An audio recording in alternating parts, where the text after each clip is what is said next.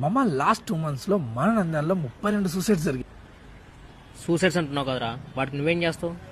1-2 జరిగితే సూసైడ్స్, అదే ఇలా కంటిన్యూస్ గా 32 జరిగితే సూసైడ్స్ ఎలా అవుతాయిరా? దీని వెనకాల ఎవరో ఉండి మాస్ సూసైడ్ జరిగేలా ప్లాన్ చేస్తున్నారు. ముందు వాడిని పట్టుకోవాలి. ఏమంటున్నావురా, అలా ఎలా అవుద్ది? చనిపోయిన వాళ్ళ అకౌంట్లో ఎగ్జాక్ట్ గా 1 week ముందు అమౌంట్ పడ్డాయి.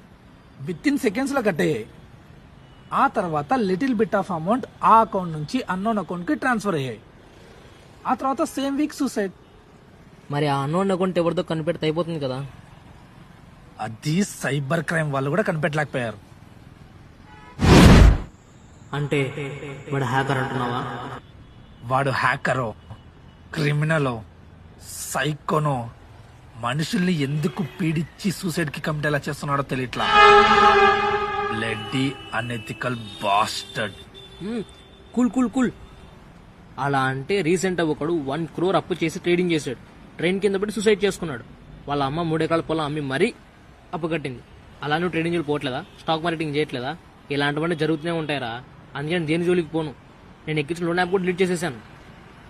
Krishna, I need your help రా. మేము ఎంత ట్రై చేసినా అంతో ఎంతో పబ్లిక్ హెల్ప్ కూడా కావాలి. అవేర్నెస్ పబ్లిక్ నుండే కలగాలి.